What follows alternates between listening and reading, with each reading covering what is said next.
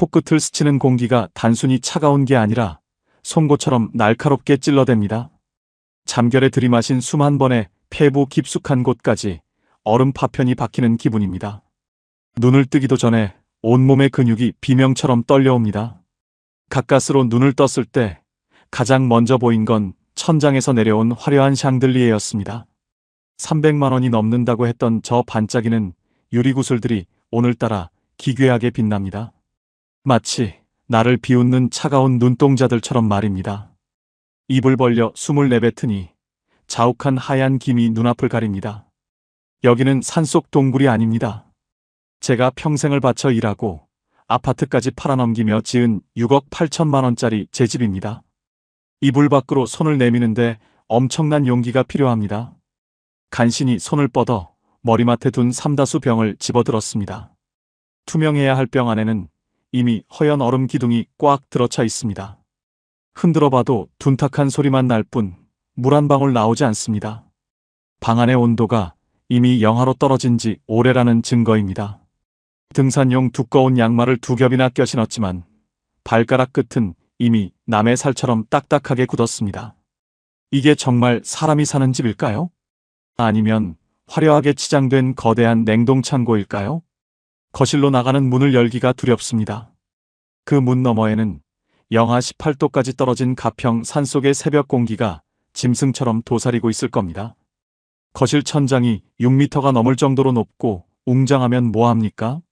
그 높은 천장은 온기를 전부 빨아들이는 시커먼 구멍일 뿐입니다.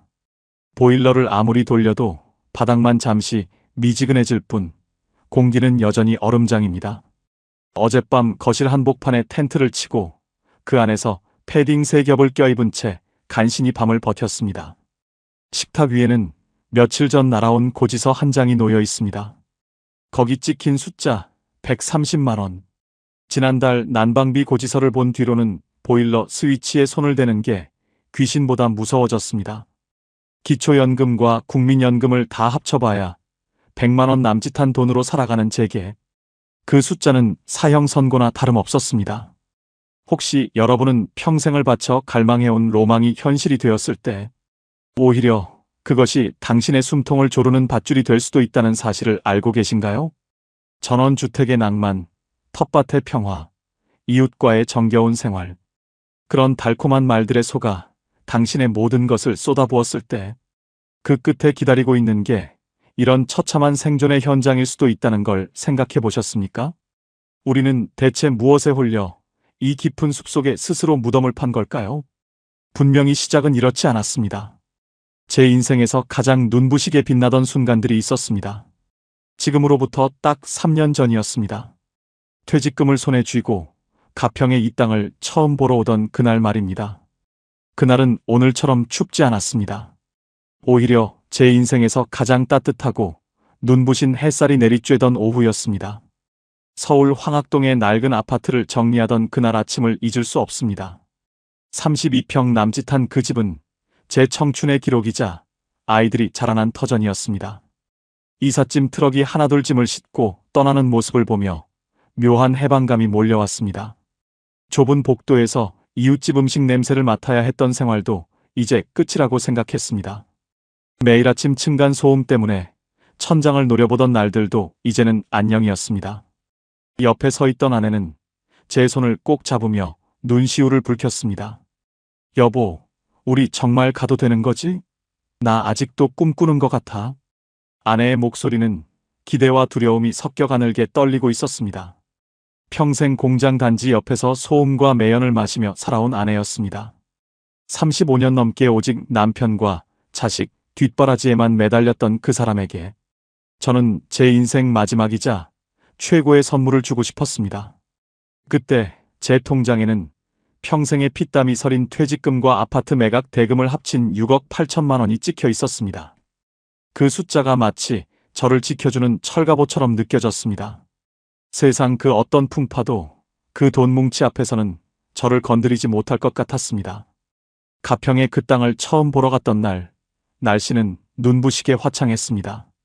완만한 경사지 위로 수백 년은 되어 보이는 소나무들이 병풍처럼 둘러진 곳이었습니다. 땅 주인이란 사람은 점잖은 표정으로 제게 향기로운 차를 내놓더군요. 여기는 기운이 워낙 좋아서 아픈 사람도 며칠이면 낫고 나가는 곳입니다. 돈 있는 사람들이 줄을 서서 기다리는데 제가 사장님 인상이 너무 좋아 보여서 특별히 드리는 거예요. 그 달콤한 목소리가 제 귓가를 간지럽혔습니다. 아니, 정확히 말하면 제 허영심을 자극했다는 게 맞을 겁니다. 아내의 기침 소리가 심해질 때마다 저는 맑은 공기만 있으면 다 나을 거라 굳게 믿었습니다. 부동산 업자는 매일같이 전화를 걸어와 제 조바심을 부추겼습니다. 주 사장님, 지금 안 잡으면 평생 땅을 치고 후회하십니다. 내일부터 공시지가 오른다는 소문이 파다해요. 이건 사는 순간 돈 버는 겁니다. 그때는 그 말이 저를 위한 진심 어린 걱정인 줄로만 알았습니다. 서울집을 판 돈을 전부 쏟아붓고도 모자라 국민연금까지 담보로 잡기로 했습니다. 주변 친구들은 저를 부러워하며 시샘 어린 농담을 던졌습니다. 민수, 자네 정말 출세했구먼. 이제 진짜 회장님 소리 듣고 살겠어. 나중에 우리 놀러 가면 방 하나 내줄 건가? 허허. 그 소리를 들을 때마다 제 어깨는 점점 더 높이 솟아올랐습니다. 마치 제가 남들보다 앞서가는 인생의 승리자가 된 기분이었습니다. 하지만 그 승리감은 독이 든 성배였다는 걸 그때는 알지 못했습니다. 땅을 사고 설계를 시작하자마자 돈이라는 게 정말 무섭게 빠져나가더군요. 분명히 처음 계획했던 예산은 이게 아니었습니다. 설계사는 제게 매번 새로운 도면을 내밀며 황홀한 꿈을 심어주었습니다. 사장님 수준의 이런 평범한 벽지는 품격이 떨어집니다. 바닥재는 무조건 이태리제 대리석으로 가셔야죠. 그래야 나중에 집값도 제대로 받습니다. 한 번 짓는 집인데 푼돈 아끼다가 평생 후회하시면 어쩌려고 그러세요? 그놈의 이왕 하는 거라는 말이 제 이성을 마비시켰습니다. 조금씩 단가가 올라가고 추가 옵션이 붙을 때마다 저는 마치 대단한 결단이라도 내리는 양 고개를 끄덕였습니다. 아내에게 이 세상에서 가장 화려한 성을 지어주고 싶다는 욕심이 제 눈을 가려버렸습니다. 어느새 공사비는 처음 예상했던 금액보다 2억 원이 넘게 불어나 있었습니다. 그래도 괜찮다고, 다 방법이 있을 거라고 스스로를 속였습니다. 나중에 이 집의 가치가 2배, 3배로 오르면 그때 다 보상받을 수 있을 거라 믿었으니까요. 공사가 시작되던 날, 저는 직접 삽을 들고 아내와 함께 첫 삽을 떴습니다. 발끝에 닿는 흙내음이 어찌나 향긋하던지요. 이제 우리 인생의 고생이라는 단어는 영원히 삭제된 줄 알았습니다. 그런데 말입니다. 여러분, 인생이 참 얄궂다는 생각 안 해보셨나요? 가장 행복하다고 느끼는 그 찰나에 가장 무서운 함정이 발밑에 파여 있다는 사실 말입니다. 기초공사가 겨우 끝날 무렵이었습니다. 시공사 사장이 갑자기 안색을 바꾸더니 저를 공사장 구석으로 불렀습니다. 사장님, 이거 정말 큰일 났습니다. 국제 원자재 값이 폭등해서 이 돈으로는 도저히 진행이 안 됩니다. 지금 당장 5천만 원 더 입금 안 하시면 내일부터 인부들 다 철수시키겠습니다. 날벼락 같은 소리였습니다. 이미 모든 자금 줄이 꽉 막혀있던 제게 그것은 협박이나 다름없었습니다. 눈앞이 캄캄해지고 손이 덜덜 떨리기 시작했습니다. 분명히 계약서에 도장을 찍었는데 그 종이 쪼가리는 아무런 힘이 없었습니다. 그때 제가 그만두자고 말하며 멈췄어야 했습니다. 하지만 저는 이미 너무 멀리 와버렸다는 생각에 사로잡혀 있었습니다. 아내에게 큰 소리 쳐놓은 게 있고 친구들에게 자랑해놓은 게 있었습니다. 제 자존심이, 그 잘난 체면이 제 목을 조르기 시작한 겁니다. 결국 저는 자식들에게 손을 벌리기로 했습니다. 평생 자식들에게 짐이 되지 않겠다고 다짐했던 아버지가 화려한 껍데기뿐인 집을 짓기 위해 자식들의 적금을 깨달라고 사정하게 된 겁니다. 혹시 여러분도 인생의 전환점에서 이게 아닌데 싶은 불길한 예감이 드는 순간이 있으셨나요? 그때가 마지막 탈출 기회였다는 걸 저는 피눈물을 흘리며 나중에야 깨달았습니다. 그때 저는 더 큰 돈을 내밀며 시공사 사장의 손을 붙잡았습니다. 그 손이 저를 저 깊은 나락으로 끌어내릴 악마의 손길인 줄도 모른 채 말입니다. 아직 시작도 안 한 전쟁의 서막이었습니다. 시공사 사장에게 5천만 원을 더 입금하던 날, 제 손은 경련이라도 일으킨 듯 덜덜 떨렸습니다. 그 돈은 그냥 돈이 아니었습니다. 하나밖에 없는 아들이 전셋집을 넓히려 10년 넘게 부어온 청약 저축과 적금을 깬 피 같은 돈이었습니다. 차마 입이 떨어지지 않아 며칠을 앓다가 겨우 아들에게 전화를 걸었을 때 아들은 한참을 침묵하더군요. 아버지, 전원주택 짓는 거 좋지만 이건 너무 무리하시는 거 아니에요? 아들의 그 짧은 한마디가 심장에 대모처럼 박혔습니다. 하지만 저는 오히려 큰 소리를 쳤습니다. 걱정 마라. 이 집 다 지으면 가치가 몇 배는 뛸 거야. 나중에 다 갚아줄게. 그건 자식에게 하는 약속이 아니라 제 불안함을 가리기 위한 처절한 비명이었습니다. 돈을 보내주자마자 시공사 사장의 태도는 다시 화창한 봄날처럼 바뀌었습니다. 멈췄던 포클레인이 다시 땅을 파헤치고 인부들의 망치 소리가 산울림처럼 번졌습니다. 저는 그 소리가 제 노후가 완성되는 행진곡인 줄로만 알았습니다. 그런데 말입니다. 집이라는 게 참 묘하더군요. 뼈대가 올라가고 나니 이번에는 땅이 제 목소리를 내기 시작했습니다. 사장님, 이거 그냥 두면 큰일 납니다. 비 조금만 와도 뒤쪽 경사지가 무너져서 집을 덮칠 거예요. 조경업자라는 사람이 나타나 제게 경고했습니다. 보강토 옹벽을 쌓고 축대를 세워야 집이 안전하다는 겁니다. 분명히 처음 땅을 살 때는 완벽한 대지라고 들었는데 이제 와서 땅이 위험하다고 하니 기가 찼습니다. 이거 공사 안 하면 준공 검사도 안 떨어집니다. 제가 아는 업체 시켜서 싸게 해드릴게요. 결국 저는 또다시 3천만 원이라는 거금을 축대 공사에 쏟아부었습니다. 통장 잔고가 줄어드는 속도는 제가 감당할 수 있는 수준을 이미 넘어섰습니다. 밑 빠진 독에 물을 붓는다는 게 이런 기분이구나 싶었습니다. 공사 현장을 매일같이 찾아가 인부들에게 음료수를 돌리고 굽신거렸습니다. 평생 대접받으며 살았던 제가 제 돈 주고 집 짓는 현장에서 을이 되어 있었습니다. 혹시 이런 경험 해보신 분 계실까요? 내가 주인인데 정작 현장에서는 투명인간 취급을 당하며 눈치만 보게 되는 그 비참한 기분 말입니다. 현장 소장은 제가 갈 때마다 새로운 문제점을 꺼내 들었습니다. 사장님, 창호는 무조건 독일제로 하셔야 합니다. 여기 산속이라 겨울에 일반 창문 쓰면 얼어 죽어요. 단열재도 등급을 2단계는 높여야 나중에 난방비 아낍니다. 지금 안 하면 나중에 벽 다 뜯어야 해요. 그의 말은 늘 합리적이고 저를 걱정하는 것처럼 들렸습니다. 하지만 그가 내미는 견적서의 숫자는 저를 매일 밤 불면증으로 몰아넣었습니다. 아내는 현장에 올 때마다 점점 말이 없어졌습니다. 화려한 조감도를 보며 웃던 아내의 얼굴에서 서서히 생기가 사라지기 시작했습니다. 어느 날 아내가 제 소매를 붙잡고 나지막이 속삭이더군요. 여보, 우리 지금이라도 이거 팔고 그냥 서울로 돌아가면 안 될까? 그때 아내의 말을 들었어야 했습니다.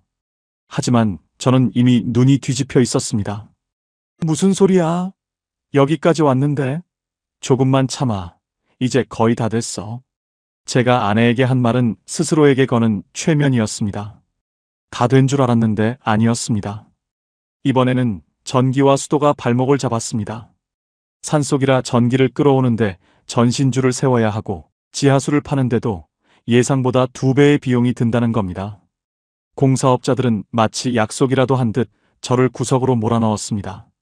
사장님, 이건 저희가 어떻게 할 수 있는 게 아니에요. 한전 규정이 그렇고 지질 상태가 이런 걸 어떡합니까? 어디 하소연할 곳도 없었습니다. 이미 집은 흉측하게 뼈대를 드러내고 있었고 여기서 멈추면 모든 게 고철 덩어리가 될 판이었습니다. 그때 저는 깨달았습니다. 이 집은 저를 위한 안식처가 아니라 공사업자들의 배를 불려주기 위한 거대한 먹잇감이었다는 사실을요. 마을 주민 한 분이 지나가다 제게 툭 던진 말이 아직도 귓가에 쟁쟁합니다. 에구, 외지 사람이 눈탱이 제대로 맞고 있네. 저 집 저 돈 들여 지어봤자 나중에 팔지도 못할 텐데. 그 말을 듣는 순간 머리를 둔기로 엇맞은 것 같았습니다. 하지만 저는 그분을 원망했습니다. 당신이 뭘 안다고 그래? 내 집은 특별해. 라며 속으로 욕을 퍼부었습니다. 자존심이 이성을 완전히 잡아먹어버린 겁니다. 어느덧 공사 시작 후 3달째가 넘어가고 있었습니다. 제 손에는 이제 6억 8천만 원이라는 거금은커녕 당장 다음 달 생활비조차 불투명한 잔고만 남았습니다. 그런데 여기서 끝이 아니었습니다. 진짜 재앙은 지붕 공사를 마칠 무렵 하늘에서 내리기 시작한 장마와 함께 찾아왔습니다. 다 끝났다고 믿었던 그 순간 집안 곳곳에서 눈물처럼 물줄기가 새어나오기 시작한 겁니다. 지옥은 아직 문도 열지 않았던 겁니다. 우여곡절 끝에 준공 검사가 떨어지고 대문 앞에 집 주소 평판이 붙던 날을 기억합니다. 번듯하게 올라간 하얀색 2층 목조 주택은 마치 동화 속에서 갓 튀어나온 궁전 같았습니다. 햇살을 받으면 눈이 부시게 빛나는 통유리 창과 최고급 대리석으로 마감된 현관. 공사 기간 내내 저를 괴롭혔던 시공사 사장의 얼굴도 그날만큼은 천사처럼 보였습니다. 잔금을 치르고 묵직한 디지털 도어락의 비밀번호를 설정하는 순간 그동안 제 가슴을 짓눌렀던 모든 울분과 고통이 한순간에 씻겨 내려가는 기분이었습니다. 여보, 드디어 우리 집이야. 정말 수고 많았어. 우리 이제 여기서 진짜 행복하자. 아내는 마당 한 구석에 심은 작은 단풍나무 가지를 어루만지며 아이처럼 환하게 웃었습니다. 그 웃음을 지켜주기 위해 내 영혼까지 저당 잡혀 이 집을 완성해야 했다고 저는 스스로를 대견하게 여겼습니다. 이사 첫날 밤, 우리는 아무 가구도 들여놓지 않은 텅 빈 거실 바닥에 누웠습니다. 6미터가 넘는 높은 천장을 바라보고 있으니 서울의 답답한 아파트 생활은 전생의 일처럼 느껴졌습니다. 창밖으로 쏟아지는 가평 산속의 별빛은 마치 저를 축복하는 폭죽처럼 반짝였습니다. 세상을 다 가진 기분이었고 제 인생에서 가장 잘한 선택이 바로 이 집을 지은 것이라 확신했습니다.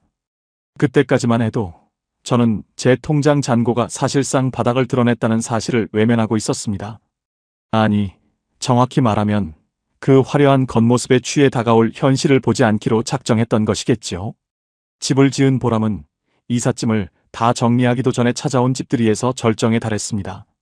서울에서 소식을 듣고 달려온 친구들 12명이 전세버스를 타고 저희 집 대문 앞에 내렸습니다.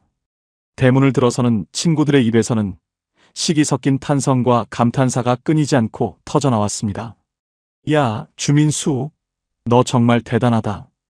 이게 도대체 몇 평이야? 서울 회장님들도 부럽지 않겠는데?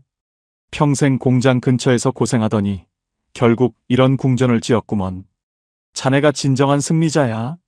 친구들의 그 부러움 섞인 칭찬은 제가 평생 동안 가장 듣고 싶었던 달콤한 찬송가였습니다. 저는 일부러 서울에서도 사 먹기 힘든 최고급 2플러스 한우를 넉넉히 준비했습니다. 한 병에 20만 원이 넘는 와인을 따며 저는 마치 대단한 자산가라도 된 양호기를 부렸습니다. 통장에 남은 마지막 비상금 500만 원을 털어넣은 잔치였지만 그 순간만큼은 제가 세상의 주인공이었습니다. 잔치가 끝나고 친구들이 떠난 뒤 고요해진 마당에서 아내와 차를 마시며 장밋빛 노후를 설계했습니다. 봄에는 예쁜 꽃잔디를 심고 여름에는 손주들을 불러 마당에 풀장을 만들어주고 가을에는 낙엽을 쓰는 풍경. 우리는 그 평화가 영원히 깨지지 않을 유리병 속의 요정처럼 우리 곁에 머물 줄 알았습니다. 그런데 말입니다. 여러분, 혹시 이런 기분 아시나요? 분명히 다 이루었다고 생각했는데 이상하게 가슴 한구석이 서늘해지는 그 묘한 이질감 말입니다. 집들이의 흥분이 채 가시기도 전에 현실은 아주 사소하고 구질구질한 모습으로 저를 갉아먹기 시작했습니다. 가장 먼저 저를 당황하게 만든 건 전원 생활의 로망이었던 그 넓은 마당과 정원이었습니다. 잔디는 예쁜 풍경이 아니라 매일매일 목숨을 걸고 싸워야 하는 거대한 괴물이었습니다. 돌아서면 무서운 속도로 자라나는 잡초를 뽑느라 제 허리는 이미 비명을 지르고 있었습니다. 서울에서는 전화 한 통이면 5분 만에 오던 배달 음식도 전등 하나 갈아줄 관리소장도 이곳엔 없었습니다. 모든 것을 60대 후반인 제 손으로 직접 해결해야 했고 그때마다 예상치 못한 지출이 계속되었습니다. 혹시 전원주택을 꿈꾸는 분들 중에 집만 멋지게 지어놓으면 돈 들어갈 일 없다고 믿는 분 계실까요? 그건 정말 무서운 착각입니다. 집은 살아있는 생물과 같아서 주인의 피와 돈을 끊임없이 요구하며 자라납니다. 어느 날은 정원 배수구가 막혀 마당이 진흙탕이 되고 어느 날은 테라스 데크가 습기에 썩어 들어갔습니다. 그때마다 수리비는 부르는 게 값이었고 저는 점점 통장 숫자를 확인할 때마다 가슴이 조여왔습니다. 아내는 아내대로 보이지 않는 고립감이라는 감옥에 갇혀 시들어가고 있었습니다. 산책할 평탄한 길 하나 없고 커피 한 잔 마시며 수다 떨 이웃도 없는 적막한 숲속의 생활. 해만 지면 칠흑 같은 어둠이 집 주변을 산짐승처럼 감싸 안았고 고라니, 울음소리는 공포가 되었습니다. 우리의 대화는 조금씩 줄어들었고 그 빈자리를 메운 건 TV 소리와 깊은 한숨뿐이었습니다. 10월로 접어들면서 가평의 바람은 서울과는 비교도 할 수 없을 만큼 칼날처럼 날카로워졌습니다. 산자락을 타고 내려오는 찬 공기에 우리는 서둘러 최고급이라 자부했던 보일러를 가동했습니다. 따뜻한 온기가 넓은 거실 바닥에 퍼질 때 저는 다시 한번 스스로를 위로하며 안도했습니다. 그래, 돈은 좀 들겠지만 이렇게 따뜻하고 여유롭게 사는 게 노후의 유일한 낙이지. 하지만 그 안도감은 딱 90만 원이라는 첫 달 난방비 고지서를 받기 전까지만 유효했습니다. 고지서에 찍힌 숫자를 본 순간 저는 제가 다른 사람의 고지서를 잘못 받은 줄 알았습니다. 내 평생 본 적 없는 관리비 숫자가 제 눈앞에서 춤을 추고 있었습니다. 하지만 그건 시작일 뿐이었습니다. 이제 곧 영하 20도까지 떨어지는 가평에 진짜 칼바람이 몰려오고 있었으니까요. 우리가 궁전이라고 믿었던 이 집이 서서히 온기를 잃어가는 거대한 얼음관으로 변해가고 있었습니다. 다 된 줄 알았는데 진짜 문제는 이제부터 시작이었습니다. 가평의 겨울은 제가 평생 서울에서 겪어온 그런 평범한 겨울이 아니었습니다.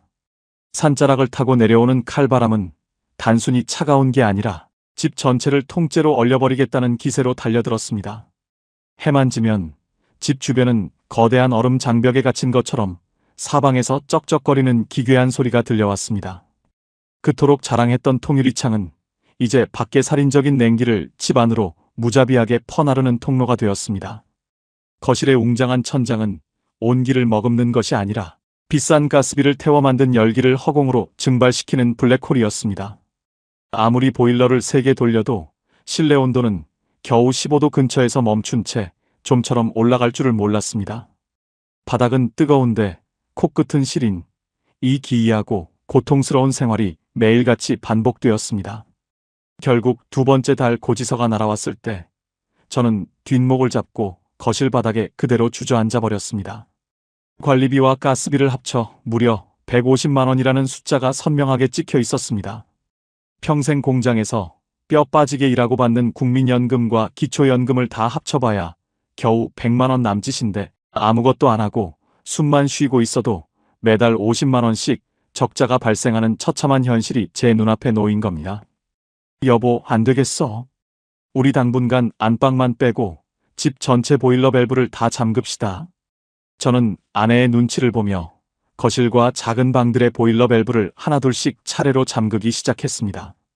그 화려했던 대리석 거실은 순식간에 발을 한 발짝도 들여놓을 수 없는 차가운 얼음판으로 변해갔습니다. 아내는 집안에서도 두꺼운 패딩을 입고 털신을 신은 채 주방에서 떨며 음식을 날랐습니다. 그 모습이 어찌나 처량하고 미안하던지 차마 아내의 얼굴을 똑바로 쳐다볼 수조차 없었습니다. 혹시 여러분은 평생을 바쳐 지은 내 집에서 돈이 무서워 거실조차 나가지 못하는 기분을 아십니까? 이건 더 이상 우리가 꿈꾸던 안식처가 아니라 우리를 천천히 말려 죽이는 화려한 감옥이었습니다. 여보, 나 너무 추워. 화장실 가기가 무서울 정도로 공기가 차가워. 아내가 가늘게 떨리는 목소리로 말할 때마다 제 심장은 날카로운 송곳으로 찔리는 것 같았습니다. 우리는 이 위기만 넘기면 괜찮을 줄 알았습니다. 하지만 진짜 재앙은 따로 있었습니다. 가스비를 아끼겠다고 보일러를 잠근 게 화근이었습니다. 영하 20도까지 떨어진 어느 날 새벽 집안 어디선가 쾅 하는 굉음과 함께 물 터지는 소리가 들렸습니다. 보일러를 잠가두었던 벽 속의 수도관들이 얼어 터져버린 것입니다. 화려한 이태리제 대리석 위로 차가운 물이 폭포수처럼 쏟아져 나오기 시작했습니다. 그 물은 순식간에 거실 바닥을 가득 채웠고 얼어붙어 집 전체를 거대한 스케이트장으로 만들었습니다. 사람을 부르려 해도 눈이 허리까지 쌓인 산속이라 수리기사는 사흘 뒤에나 올 수 있다고 했습니다. 그 사흘 동안 아내와 저는 거실에 텐트를 치고 패딩을 8벌이나 껴입은 채 서로의 체온에 의지해 버텼습니다. 평생 일해서 지은 내 집에서 물도 안 나오는 집에서 거부처럼 살 줄 알았는데 실상은 조난당한 생존자보다 못한 꼴로 비참하게 떨고 있었던 겁니다. 그런데 말입니다. 여러분, 진짜 비극은 돈이나 집이 망가지는 게 아니었습니다. 평소 기관지가 좋지 않았던 아내가 이 지옥 같은 추위를 견디지 못하고 쓰러진 겁니다. 콜록 여보, 숨이 잘 안 쉬어져. 우리 다시 서울 아파트로 가면 안 될까? 열이 펄펄 끓어 초점 없는 눈으로 저를 바라보며 묻는 아내의 손을 잡고 저는 통곡했습니다. 이미 모든 돈은 이 집의 벽돌과 땅 밑에 파묻혀 버렸고 당장 돌아갈 서울 집은 없었습니다. 병원에 가려 해도 폭설이 내린 산길은 이미 마비되어 119 구급차조차 들어오지 못했습니다. 그때 제가 느낀 무력감은 30년 직장 생활을 통틀어 겪어본 적 없는 가장 처참한 종류의 공포였습니다. 가장 사랑하는 사람을 지키기 위해 지은 이 궁전이 오히려 그 사람의 생명을 갉아먹는 칼날이 된 겁니다. 아내의 상태는 날이 갈수록 악화되었고 결국 시내병원 중환자실로 옮겨진 지 일주일 만에 아내는 제 손을 잡은 채 차가운 병실에서 조용히 숨을 거두고 말았습니다. 여보, 미안해. 정말 미안해. 내가 미친놈이었어. 다 내 욕심 때문이었어. 제 절규에 아내는 희미하게 웃으며 고개를 저었지만 그 눈빛에 서린 쓸쓸함은 제 가슴에 영원한 낙인으로 남았습니다. 아내가 세상을 떠나고 난 뒤 이 집은 세상에서 가장 거대하고 화려한 무덤이 되었습니다. 혼자 남은 이 넓은 집에서 제가 할 수 있는 건 아무것도 없었습니다. 텅 빈 거실에 앉아 있으면 아내의 기침 소리가 환청처럼 들려와 밤잠을 설쳤습니다. 이제는 보일러를 켤 이유도 마당에 잡초를 뽑을 이유도 맛있는 걸 먹을 이유도 사라졌습니다. 다 해결된 줄 알았는데 인생은 제게 가장 잔혹하고 처절한 방식으로 대가를 요구하고 있었습니다. 아내를 위해 지은 이 집이 결국 아내를 죽음으로 몰아넣었다는 죄책감이 매일 제 목을 조릅니다. 그때 저는 비로소 깨달았습니다. 우리가 로망이라 부르던 전원 생활의 끝에는 감당할 수 없는 고독과 처절한 책임만이 남는다는 사실을요. 어느 날 밤 거실 창문 틈으로 들어오는 칼바람을 맞으며 저는 결심했습니다. 이 집을 팔고, 아니 그냥 버려서라도 이곳을 떠나야겠다고 말입니다. 하지만 세상은 그리 호락호락하지 않았습니다. 탈출하려고 발버둥 칠수록 이 집은 더 깊고 어두운 늪으로 변해 제 다리를 끌어당기고 있었습니다. 이게 끝인 줄 아셨습니까? 아니요. 진짜 지옥의 문은 이제야 열리기 시작했습니다. 아내를 차가운 땅에 묻고 돌아온 가평의 집은 더 이상 내가 알던 그 평온한 안식처가 아니었습니다. 현관문을 열자마자 저를 반긴 것은 화려한 대리석 바닥이 아니라 아내가 생전에 신던 분홍색 털실내화 한 켤레였습니다. 그 사소한 물건 하나가 거실 한복판에 덩그러니 놓여있는 것을 본 순간 저는 신발도 벗지 못한 채 주저앉아 짐승처럼 울부짖었습니다. 이 넓고 웅장한 집이 사실은 저를 잡아먹기 위해 입을 벌리고 있는 거대한 괴물이었다는 사실을 아내가 곁에 없을 때야 비로소 온몸으로 깨닫게 된 겁니다. 장례를 치르고 2달 정도는 어떻게 시간이 흘렀는지도 모르겠습니다. 정신을 차려보니 저는 거실도 아닌 가장 구석진 작은 방에 텐트를 치고 그 안에서 생활하고 있었습니다. 거실 보일러를 켜는 것은 이미 포기한 지 오래였습니다. 아내도 없는 이 넓은 공간을 데우기 위해 내 피 같은 연금을 쏟아붓는 것이 죽은 아내에 대한 죄악처럼 느껴졌기 때문입니다. 혼자 사는 남자의 집은 무서운 속도로 망가지기 시작했습니다. 전원주택은 살아있는 생명체와 같아서 주인의 손길이 하루만 닿지 않아도 금세 기운을 잃고 맙니다. 어느 날 아침에는 주방 수전이 얼어터져 물바다가 되었고 또 어떤 날은 지붕에 쌓인 눈무게를 이기지 못한 처마가 비틀거리며 신음소리를 냈습니다. 6미터가 넘는 거실 천장의 전등이 수명을 다해 깜빡거릴 때 저는 절망했습니다. 서울 아파트였다면 관리소에 전화 한 통이면 해결될 일이었지만 여기서는 사다리를 타고 직접 올라가야 했습니다. 68배 노인이 흔들리는 사다리 위에서 천장을 올려다보며 전구를 갈려고 발버둥 칠 때 발밑에 대리석 바닥이 마치 묘비처럼 차갑게 저를 내려다보고 있었습니다. 내가 여기서 떨어지면 누가 나를 발견이나 해줄까? 라는 공포가 엄습했습니다. 고독사라는 단어가 신문 기사 속 이야기가 아니라 바로 제 코앞에 닥친 현실로 다가온 순간이었습니다. 혹시 전원 생활을 꿈꾸며 나이 들어서 소일거리로 마당 가꾸며 살면 건강해지겠지라고 생각하시는 분 계신가요? 그것은 정말이지 오만한 착각입니다.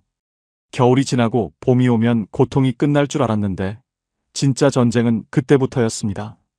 눈이 녹자마자 마당에서는 잡초들이 군대처럼 몰려 나왔습니다. 돌아서면 자라나는 그 생명력 앞에 제 무릎과 허리는 비명을 질렀습니다. 하루 종일 뙤약볕 아래서 쭈그리고 앉아 풀을 뽑고 나면 저녁에는 손가락 마디마디가 퉁퉁 부어 숟가락조차 들 힘이 없었습니다.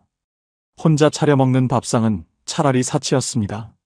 대충 물에 만밥에 삭은 김치 한 조각으로 끼니를 때우며 저는 거실 창밖의 화려한 정원을 증오하기 시작했습니다. 그 아름다운 풍경을 유지하기 위해 제가 지불해야 하는 대가는 제 낡은 육체의 수명이었습니다. 어느 날은 보일러가 완전히 멈춰버렸습니다. 산소까지 기사를 부르니 출장비만 15만 원을 요구하더군요. 기사는 와서 혀를 차며 말했습니다. 어르신, 이런 집은 혼자 관리 못하십니다. 자재도 너무 고급이라 부품 구하기도 힘들어요. 그 말이 가슴에 비수처럼 꽂혔습니다. 내가 평생을 바쳐 지은 이 집이 전문가조차 고개를 내젓는 애물단지가 되어버린 겁니다. 밤마다 찾아오는 정적은 또 다른 고문이었습니다. 산짐승이 벽을 긁는 소리, 바람이 지붕을 때리는 소리가 들릴 때마다 저는 식은땀을 흘리며 아내의 유골함 앞에 앉아 용서를 구했습니다. 아내를 지키겠다고 지은 이 궁전이 이제는 저를 가두고 서서히 말려 죽이는 창살 없는 감옥이 되어 있었습니다. 다 된 줄 알았고 이제 좀 적응하나 싶었습니다. 하지만 진짜 문제는 제 건강이었습니다. 무리한 마당 일과 추위 때문이었는지 어느 날 아침 침대에서 일어나려는데 허리 아래로 감각이 없었습니다. 핸드폰은 거실 탁자 위에 있었고 저는 바닥을 기어서 거실까지 나가야 했습니다. 그 넓은 대리석 바닥이 그날따라 왜 그리도 멀고 차갑게 느껴지던지요. 살려달라고 외쳐보았지만 제 목소리는 높은 천장에 부딪혀 허무하게 돌아올 뿐이었습니다. 이웃집과는 수백 미터가 떨어져 있고 지나가는 사람조차 없는 이 외딴 성체에서 저는 죽음의 공포와 정면으로 마주했습니다. 겨우 핸드폰을 손에 넣고 119에 신고를 했을 때 구급대원이 집 위치를 묻는데 제 입술이 파르르 떨렸습니다.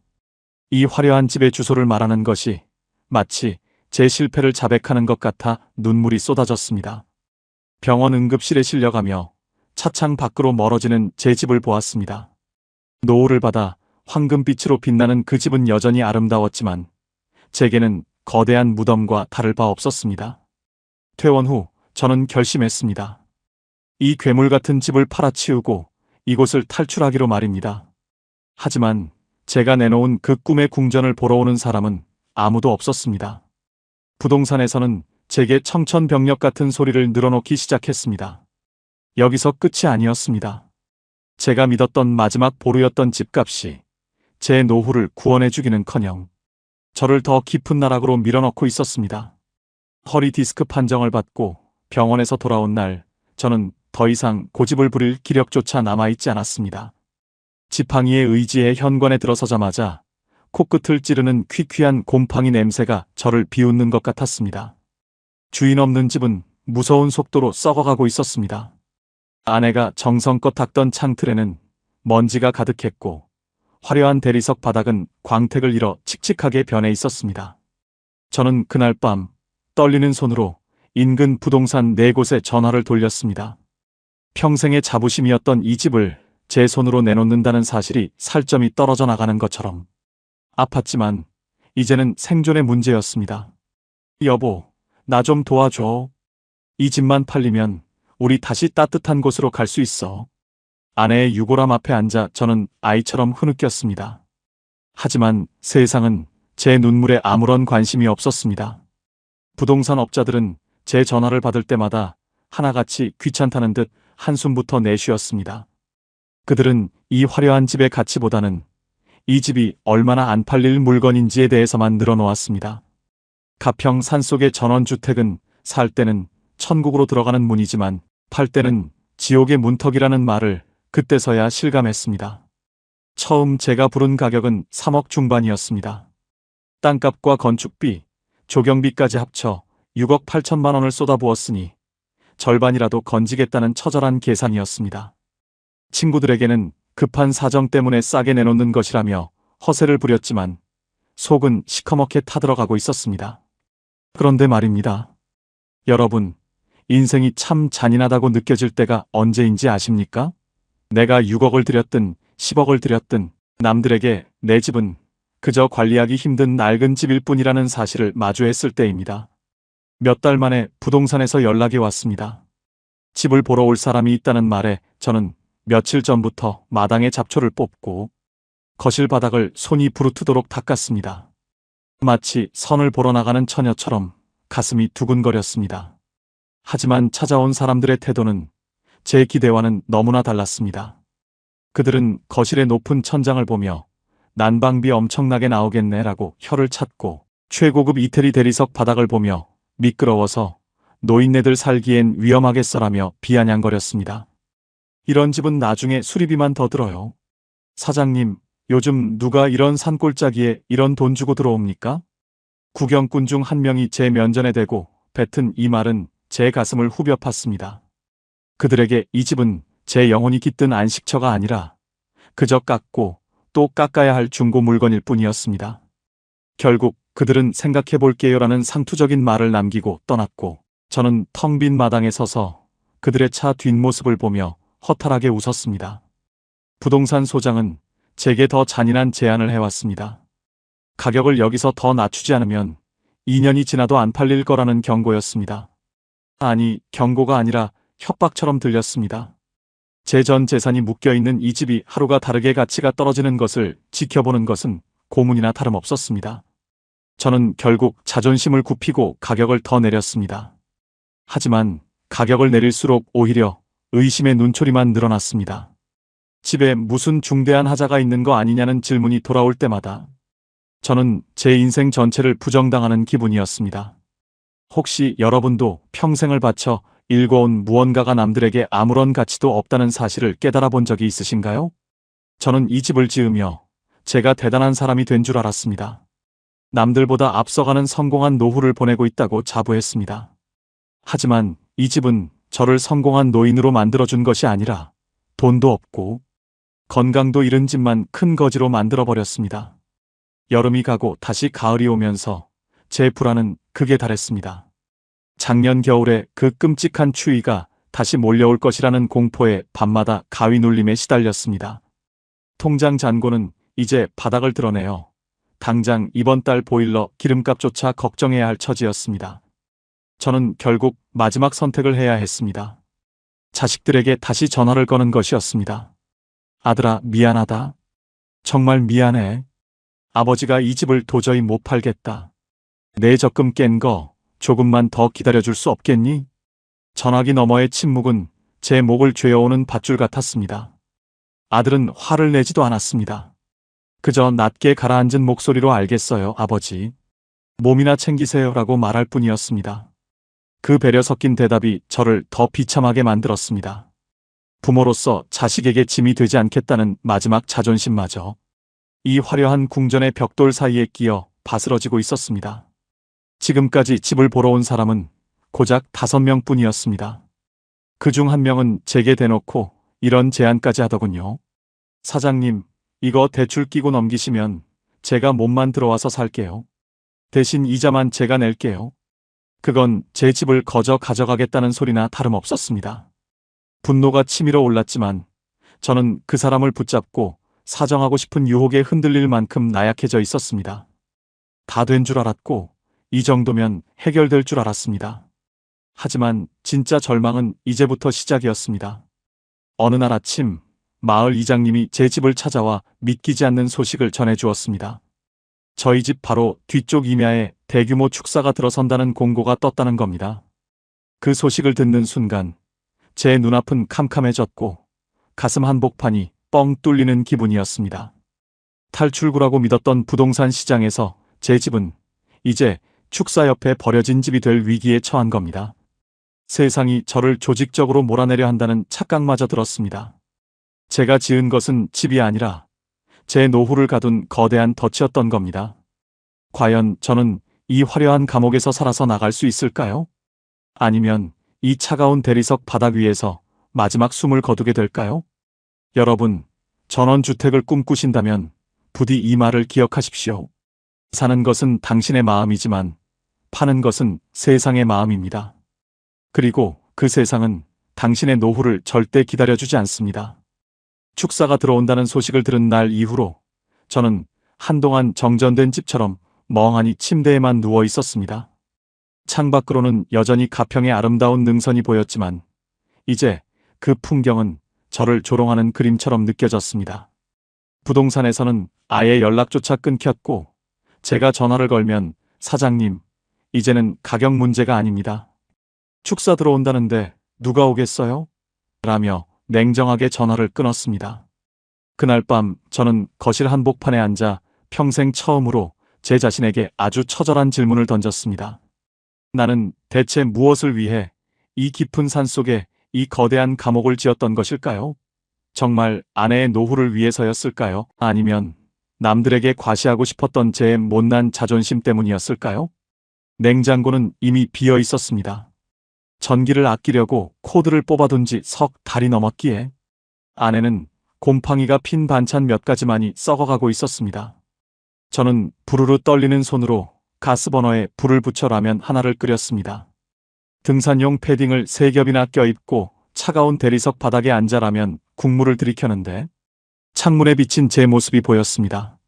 한때는 서울에서 잘나가는 공장장으로 불리며 수십 명의 직원을 거느렸던 사람, 6억 8천만 원이라는 거금을 손에 쥐고 금이 환향하듯 전원으로 내려왔던 그 당당했던 남자는 온데간데 없었습니다. 거기에는 그저 꾀죄죄한 몰골을 한 실패한 노인네 한 명만이 힘없이 젓가락질을 하고 있었습니다. 민수야, 너 참 미련하게 살았다. 이까짓 벽돌 덩어리가 뭐라고 인생을 다 걸었냐? 거울 속의 저에게 처음으로 말을 건넸습니다. 신기하게도 그 순간 가슴을 짓누르던 무거운 돌덩이 하나가 툭 하고 떨어져 나가는 기분이 들었습니다. 지금까지 저는 시공사 사장을 원망하고 부동산 업자를 저주하고 축사를 짓겠다는 마을 사람들을 배신자라며 비난했습니다. 하지만 진짜 배신자는 그들이 아니었습니다. 가장 큰 배신자는 바로 제 눈을 가리고 허영심에 부풀어 오르게 했던 제 자신이었다는 것을 이 차가운 라면, 국물을 마시며 깨달았습니다. 아내의 소원이라는 핑계를 대며 사실은 제 왕국을 건설하고 싶었던 그 추악한 욕망이 저를 이 구렁텅이로 몰아넣었던 겁니다. 혹시 여러분은 인생에서 가장 소중한 것이 무엇인지, 그게 사라지고 나서야 깨닫는 고통을 아시나요? 저는 아내를 사랑한다고 믿었지만 정작 아내가 춥다고 할 때 보일러 밸브를 잠갔던 사람입니다. 아내의 건강을 위한다고 산속으로 왔지만 정작 병원 한 번 제때 데려가지 못하는 고립된 곳에 아내를 가두었던 장본인이었습니다. 이 집은 아내를 위한 궁전이 아니라 제 자존심을 세우기 위한 기념비였고 그 대가로 저는 가장 소중한 사람을 잃었습니다. 그 사실을 인정하고 나니 오히려 마음이 차분해졌습니다. 더 이상 누구를 원망할 힘도 그럴 이유도 남아있지 않았기 때문입니다. 그날 이후 저는 집을 정리하기 시작했습니다. 팔리지 않는다면 버리고라도 가겠다는 심정이었습니다. 아내의 유품을 하나씩 정리하며 저는 많이 울었습니다. 아내는 이 크고 화려한 집보다 작고 따뜻했던 서울의 낡은 아파트를 더 그리워했다는 것을 그녀가 남긴 일기장 구석에서 발견했습니다. 여보, 나는 그냥 당신이랑 손잡고 동네 시장이나 구경 다니고 싶어. 이 간단한 소망을 들어주는 데는 6억도 대리석 바닥도 필요하지 않았습니다. 단지 제 욕심만 내려놓으면 되는 일이었는데 저는 그 쉬운 걸 평생을 돌아와서야 알게 되었습니다. 통장 잔고를 확인해 보니 수중에 남은 돈은 고작 10만 원 남짓이었습니다. 국민연금이 들어오면 겨우 입에 풀칠이나 할 정도의 처참한 몰락이었지만 저는 이상하게도 지난 3년 중 가장 편안하게 잠을 잤습니다. 더 이상 관리비 고지서에 가슴 졸이지 않아도 되고 잡초를 보며 분노하지 않아도 되는 삶. 비록 가진 것은 아무것도 없지만 적어도 이 화려한 껍데기에 제 영혼을 저당 잡히는 짓은 이제 끝내기로 했습니다. 인식의 변화. 그것이 제가 이 나락에서 건져 올린 유일한 회복의 열쇠였습니다. 생각해보니 저는 평생을 더 큰 것, 더 좋은 것만을 쫓아 달려왔습니다. 남들에게 뒤처지지 않으려고, 내가 이만큼 성공했다는 것을 증여하려고, 제 노후를 통째로 이 산속에 파묻었습니다. 하지만 진짜 성공은 그런 게 아니었습니다. 비 오는 날 창밖을 보며 따뜻한 차 한 잔 마실 수 있는 여유, 내 몸 하나 건사할 수 있는 작은 공간, 그리고 사랑하는 사람과 마주 앉아 웃을 수 있는 시간. 그 사소한 것들이 진짜 노후의 자산이라는 것을 저는 1년이라는 긴 시간 동안 이 지옥 같은 궁전에서 수업료를 톡톡히 치르고서야 배웠습니다. 이제 그만하자. 이 집은 이제 내 집이 아니라 그저 돌덩이일 뿐이야. 저는 부동산에 전화를 걸어 말했습니다. 가격은 상관없으니 대출을 승계하든 땅값만 받든 알아서 처분해달라고요. 부동산 소장은 제 목소리가 너무 담담해서인지 오히려 당황하더군요. 하지만 저는 진심이었습니다. 이제 이 집을 나가는 순간 저는 다시 거지가 되겠지만 대신 제 마음은 그 어느 때보다 자유로울 것임을 확신했습니다. 여러분, 혹시 지금 무언가를 손에 꼭 쥐고 놓지 못해 고통받고 계신가요? 그것이 당신의 노후를 지켜줄 성벽이라고 믿고 계신가요? 부디 한 번만 다시 생각해 보십시오. 당신이 쥐고 있는 것이 성벽인지 아니면 당신을 무너뜨리고 있는 족쇄인지 말입니다. 배신자는 사라지고 선택의 책임은 끝내 저에게 남았습니다. 하지만 저는 그 책임을 지기로 했습니다. 이 화려한 무덤에서 걸어나가는 것, 그것이 제가 할 수 있는 마지막 각성이자 유일한 선택이었습니다. 이제 저는 짐을 쌉니다. 거창한 이삿짐 트럭도 필요 없습니다. 가방 하나면 충분합니다. 이 문을 나서는 순간 저는 다시 시작할 겁니다. 680만 원도 아닌 6만 8천 원도 아닌 오직 저라는 인간 하나만 남은 채로 말입니다. 그리고 저는 압니다. 그곳이 비록 좁은 임대 아파트일지라도 적어도 이곳처럼 춥지는 않을 것이라는 사실을요. 마침내 그 거대한 성체를 떠나기로 한 날 아침, 가평 산속의 공기는 잔인할 만큼 맑고 투명했습니다. 저는 텅 빈 거실 한복판에 서서 마지막으로 집안을 둘러보았습니다. 가구도 가전도 사람의 온기도 다 빠져나간 집은 그저 차가운 대리석과 시멘트 덩어리에 불과했습니다. 6억 8천만 원이라는 거금을 쏟아부어 지은 이 집에서 제가 들고 나갈 수 있는 것은 낡은 가방 하나와 아내의 영정 사진뿐이었습니다. 수백 장의 지폐가 벽돌이 되고 기와가 되었지만 정작 제가 힘들 때 기댈 수 있는 벽은 그 어디에도 없었습니다. 짐을 챙기며 옷장 깊숙한 곳에서 아내가 아끼던 손수건 한 장을 발견했습니다. 그 손수건을 손에 쥐는 순간 참았던 눈물이 터져나왔습니다. 이 집을 짓기 위해 아내의 작은 소망들을 얼마나 무시했는지, 더 큰 집과 더 화려한 정원이 행복의 척도라고 믿었던 제 오만함이 얼마나 어리석었는지 이제야 알 것 같았습니다. 거실 천장에 화려한 샹들리에를 올려다보며 저는 마지막으로 작별 인사를 건넸습니다. 나의 화려했던 감호가 이제는 정말 안녕이다. 너를 얻기 위해 나는 너무 많은 것을 잃었구나. 현관문을 닫고 나오는데 디지털 도어락이 잠기는 띠리릭 소리가 들렸습니다. 예전에는 그 소리가 제 성공의 확인 도장처럼 들렸지만 오늘은 마치 쇠창살이 풀리는 해방의 소리처럼 경쾌하게 들렸습니다. 저는 더 이상 뒤를 돌아보지 않았습니다. 지팡이에 의지해 마을 아래 버스 정류장까지 내려가는 길은 멀고도 험했지만 마음만은 지난 3년 중 가장 가벼웠습니다. 부동산 소장은 끝내 집을 팔아주지 못했습니다. 대출 이자를 감당할 수 없었던 저는 결국 채무 승계 조건으로 누군가에게 관리권만 넘기다시피 하고 몸만 빠져나온 처지였습니다. 시내로 내려와 제가 새로 구한 보금자리는 시장통 뒷골목에 위치한 아주 낡고 좁은 10평짜리 임대 아파트였습니다. 엘리베이터도 없는 낡은 건물의 2층 방이었지만 문을 열고 들어서는 순간 묘한 안도감이 저를 감싸 안았습니다. 짐을 내려놓고 가장 먼저 보일러를 켰습니다. 가평의 그 넓은 거실에서는 아무리 부를 때도 느낄 수 없던 그 뜨끈한 온기가 단 10분 만에 방바닥을 채우기 시작했습니다. 저는 방 한 구석 작은 상 위에 아내의 사진을 올려두었습니다. 사진 속 아내는 마치 이제야 우리 집에 왔네라고 말하는 듯 인자하게 웃고 있었습니다. 저는 그 앞에 앉아 편의점에서 사온 컵라면 하나를 끓여 먹었습니다. 60평 대리석 거실에서 한우를 구워 먹을 때보다 이 좁은 방에서 먹는 컵라면, 국물이 훨씬 더 따뜻하고 달콤했습니다. 이곳은 바람이 새어 들어오지도 않고 멧돼지 울음소리에 밤잠을 설칠 일도 없습니다. 문만 열면 사람들의 북적이는 소리가 들리고 아프면 바로 달려갈 병원이 코앞에 있는 이 평범한 일상이 제게는 기적처럼 느껴졌습니다. 혹시 여러분은 노후의 안식처를 꿈꾸며 모든 것을 걸고 계신가요? 부디 저를 보며 다시 한 번만 멈춰서서 생각해 보십시오. 우리가 정말로 지켜야 할 것은 남들에게 보여주기 위한 화려한 껍데기가 아닙니다. 내 몸 하나 편히 누일 수 있는 작은 공간, 그리고 그 안에서 사랑하는 사람과 마주 앉아 온기를 나눌 수 있는 마음의 여유가 진정한 노후의 자산입니다. 저는 평생을 바친 돈을 모두 잃었지만 대신 더 이상 속지 않겠다는 단단한 각성을 얻었습니다. 통장 잔고는 이제 한 달을 겨우 버틸 20만 원 남짓이 전부입니다. 누군가는 저를 보고 인생 실패자라고 손가락질할지도 모릅니다. 하지만 저는 이제야 비로소 제가 제 인생의 주인이라는 기분이 듭니다. 더 이상 관리비 고지서의 노예가 되지 않아도 되고 집값 등락에 일희일비하지 않아도 됩니다.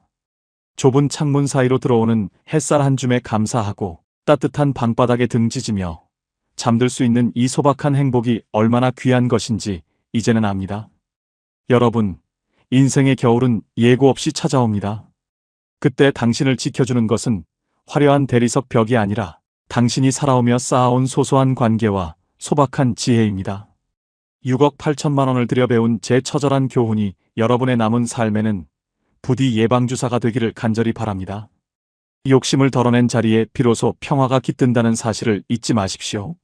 이것만은 꼭 기억하세요. 노후의 가장 큰 재앙은 돈이 없는 것이 아니라 가질 수 없는 것을 주려다 지금 가진 소중한 것들을 놓쳐버리는 것입니다.